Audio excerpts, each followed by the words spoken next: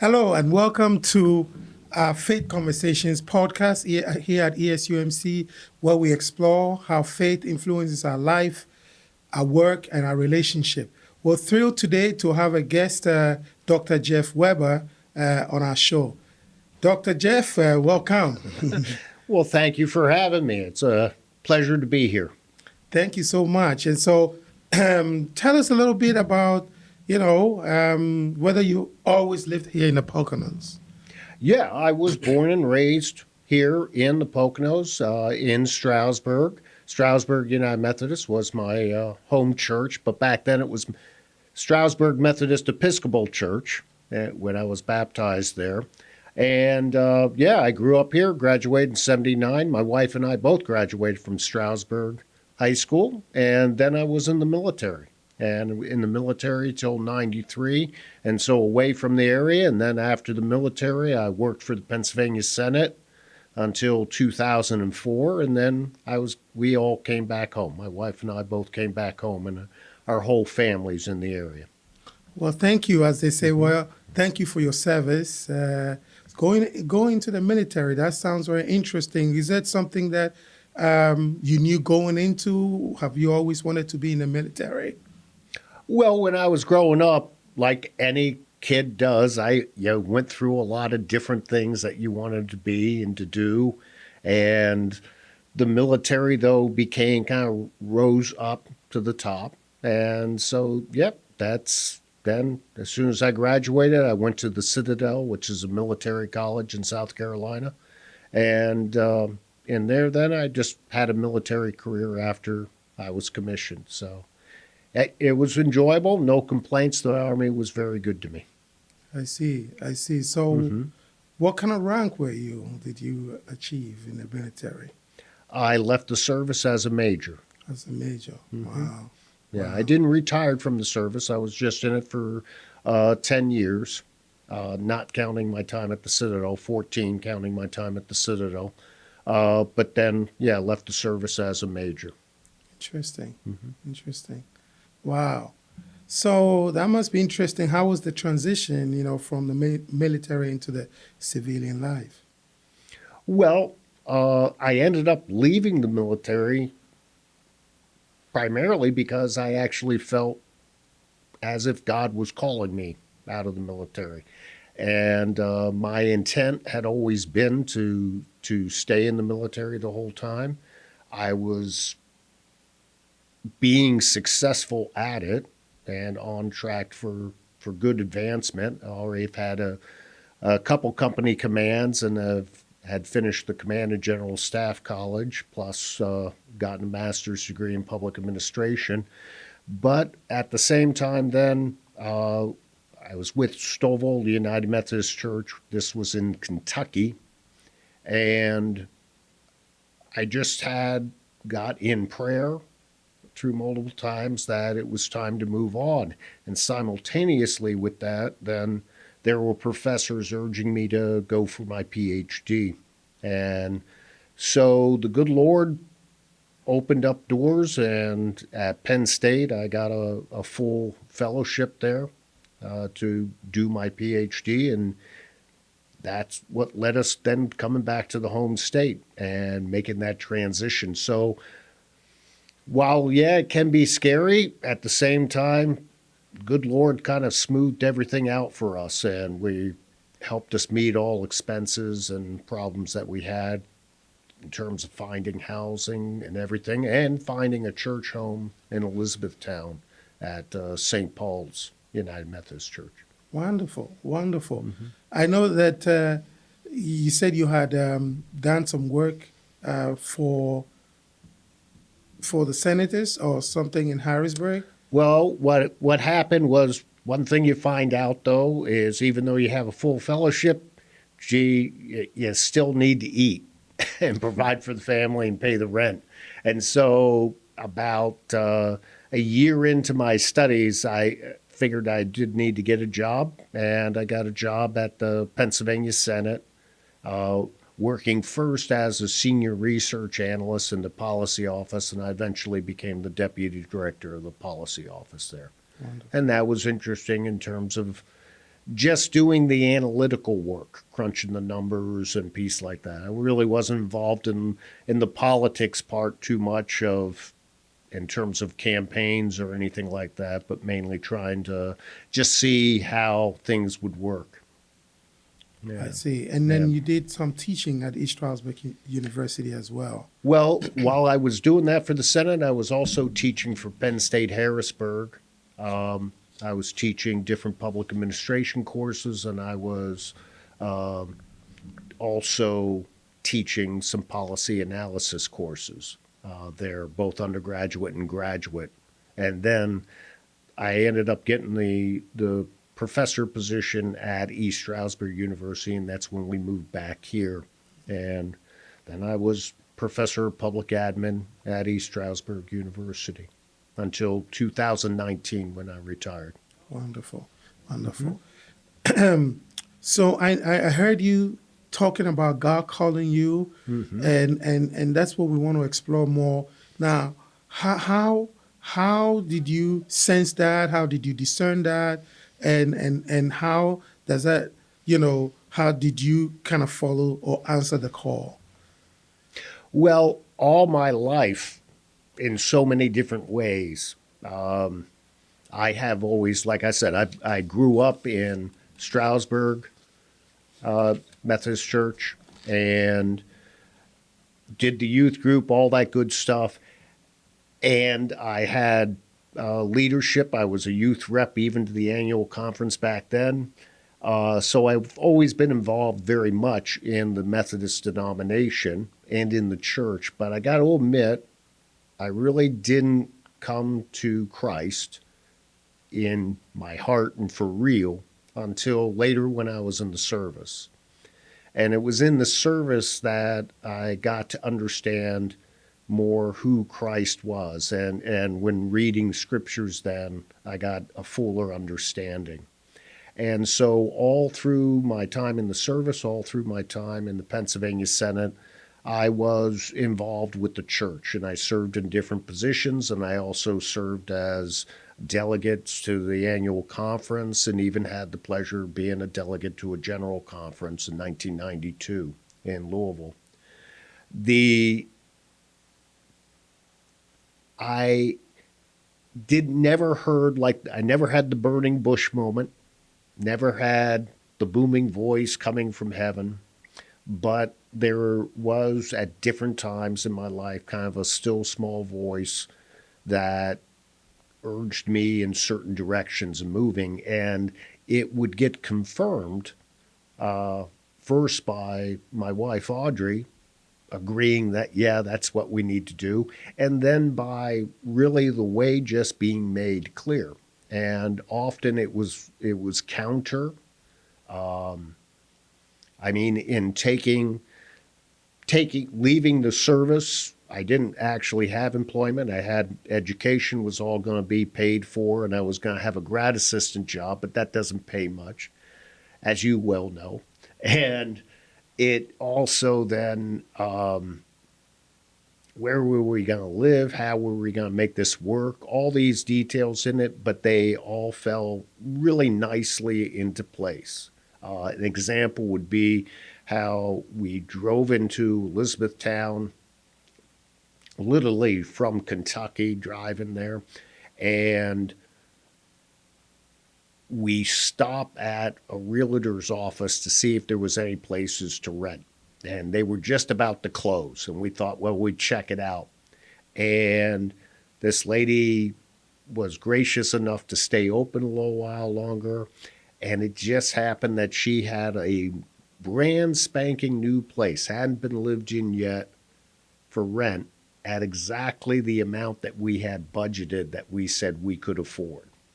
And I mean, it was a perfect match. It was a perfect place. And we literally did the deal that night, and the next morning we were able to move in, and then I was able to call the movers to where to bring our furniture and our stuff. And so, I mean, that all, and it just gelled together. And constantly, when I needed a job, I wasn't involved in, having been in the military, I wasn't involved in politics in any way, shape, or form. And when I needed a job, I literally just answered an ad in the paper for something, and it didn't say who it was for, but then it turned out that it was for the Senate of Pennsylvania, and I really enjoyed that work. That was really an honor to serve in that capacity, and I got to meet a lot of interesting individuals and be involved in a lot. But God confirmed that time and time again, and so every step of the way, there were these confirmations of God, yep, this is the right thing to do in the right direction to move. Same thing with coming back here. I had applied and applied and applied for professor positions at different places. I had gotten accepted at different places, like Augusta, Georgia. And we realized, no, that's not what God wanted us to do. And I was getting a little frustrated. And at the last moment, I applied to East Stroudsburg University, and I was saying, this was it. This is the last time I'm going to do it. If this doesn't work, we're just going to stay in Elizabethtown. And lo and behold, got the position. Sam Quino, who you know, he was the one leading the search. Mm-hmm. And it literally all just fell into place. And before I knew it, I was coming back here. We were both, our parents still lived at the time, and my brothers are here. Audrey's sister's here, and yeah, we were able to make a home. And then the time at East Stroudsburg University is the same kind of way. I mean, before I knew it, I was the department chair, and I had no intent of getting into administration. I figured I would just be doing church work and being a professor, and that was going to be a nice, comfortable life. But, God had other ideas, and things moved from one to another, and then before I know it, I become a pastor. And I retire in 2019, and literally a little bit after I retire, I get a call from Steve Morton, who was the DS at the time, asking if we could talk, and we met at the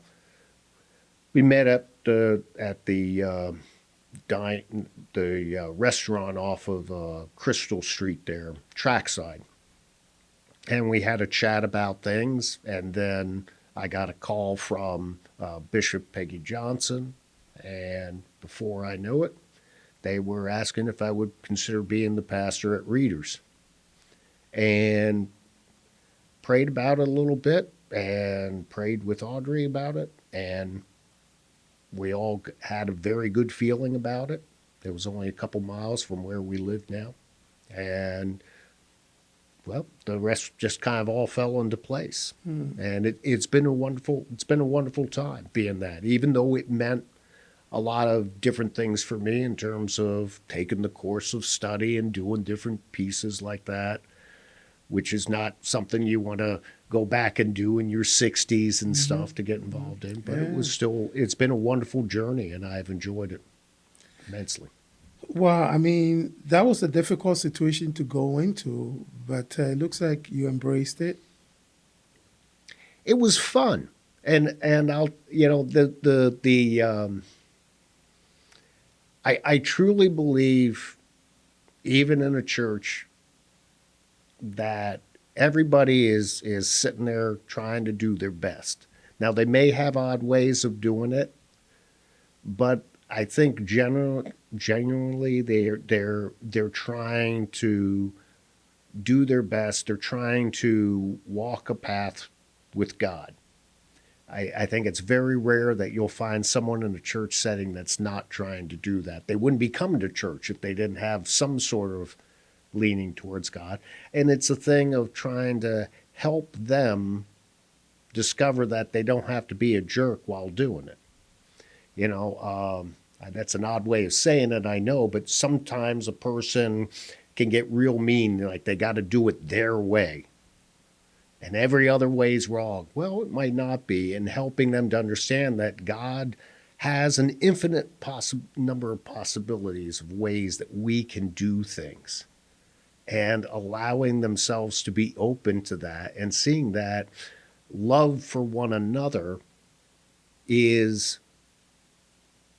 a way of just saying, okay, well, let's see how God's talking to you, and explore that path and explore what's going on, and leaving it open. That doesn't have to be controlled. That not everything that. If you got someone that wants to do a Bible study at home, fine, let them do. You don't have to sit there and control it and dictate what their curriculum is going to be or how they're going to do it. And making, just empowering people to actually live how God's calling them to live. And when you do that and stop it from being conflicts and people fighting with one another, I think it just then opens up a world of possibilities. And that's what always I go in just with the idea God's calling me in an area, I'm gonna have fun doing it. I'm not gonna make it difficult, and I'm not there to fight with anyone or dictate to them. I'm just going to enjoy what I'm doing. And so that's what it's been. It's been enjoyable, even though we had COVID, even though we had disaffiliation, even though we had all these other things going on. In the end, it's all good. Interesting. Since we're talking about faith and your journey of faith, I think has taken different paths to where you are. Mm-hmm. Have there been a challenge in your life, a difficulty in your life, where you had to apply your faith to get through it? I have to apply my faith every single day to get through the day. What I mean is, go ahead. Understand if you're saying a big, difficult, a major crisis. Well, not even a major one. It Okay. could be that, but just say there are times that you can have faith all you want, but you can even also re-examine your faith, or, it's like, how is this happening, even though I'm trusting God and I'm believing in God and I'm going through this crisis, stuff like that. Well, I'd say one of the things, of course, when I lost my hearing was a major crisis. But one of the things that I have learned, that good Lord has helped me to learn over the time, is, well, I expect things to go bad. I expect that there'll be troubles and that there'll be problems. That's just life. And we live in a world that's the old creation and filled with sin. And so I do not have the expectations that everything's going to be perfect. I go with that, and I give God thanks. And I think in the idea of thankfulness and of being thankful for what I do have and for what God is doing, in that, then it makes all things else just fall into place. Because then your focus stays on God. And by keeping the focus on God, then, well, there is a way through. And I know, and I trust, and I believe that God will always get me through it. Disaffiliation was a big thing. You know where I am. I'm an Orthodox, traditional kind of guy. Probably, I'm the kind of pastor that probably should have been on the boat right off the bat for the Global Methodist Church and the Orthodox side of things. But yet, I honestly, in my prayer and everything, did not feel God calling me in that way. And that in my heart of hearts, I don't think God has called us to disunity. And so how can I be a traditional Orthodox person telling people to split apart? That's unbiblical to me. And so and so even though I knew it was going to be harder to stay than just giving in and to those in the church that wanted to leave and things like that, that I'd say, no, let's see what we can work out and how we can do. And I believe it's been all right. Do I agree with everything that the United Methodist denomination is doing? Absolutely not. Does it cause problems sometimes? Absolutely does. A statement will be made or something will be put out that the United Methodist denomination is doing, and it creates ripples effects through the congregation, and people all have different kinds of reactions to it. Okay, yep, they do. But then the focus that I always go back to is, who are we as the new creation in Jesus Christ? And how are we living out that new creation here and now? And building that church as the church being the microcosm of the new creation here in this world, and living it out, So as I keep the focus on that, well, the other stuff goes away. Okay. Well, we really appreciate that very much. But as I always say, now people are going to have access to this podcast. We'll put them on YouTube, and you can also tell your friends and people to listen that you were on the ESUMC Faith Conversations podcast. And we always ask the question, so if somebody's listening to Jeff Weber and, they wanted to have a word of encouragement or an inspiration, or they want to hear something about your faith journey, what would you convey? What would you, what word of encouragement or inspiration would you like, or a word of advice would you like to share with them? Well, I would say stay focused on Christ. I think a great passage that all Christians should listen to is from Ephesians in chapter 5, verse 14, where Paul says, and he quotes an early Christian hymn, "Sleeper, awake. Let the light of Christ shine on you." And that's what we should do. We should let the light of Christ shine on us so that it reflects on us and bears witness to the salvation that we get from Jesus Christ. So the best thing I think the church could do, that people could do, is wake up. Wake up. It ain't about these petty battles that we fight and all this other. It's about Jesus Christ. And we should awake and let the light of Christ shine upon us. Well, Pastor Jeff, thank you so much for coming on the Faith Conversations podcast. We enjoyed it very much. Thank you. I enjoyed it too. Thank you. Thank you. Thank you for joining us for this episode of the Faith in Action podcast. My prayer is that something you heard today encouraged you, challenged you, or reminded you that faith is meant to be lived out every day. If this conversation spoke to you, we invite you to like, share, or leave a comment. Let us know how faith is showing up in your own life. Be sure to subscribe so you don't miss future conversations highlighting faith at work in our church and our community. Until next time, may you go in peace, serve with love, and continue putting your faith into action.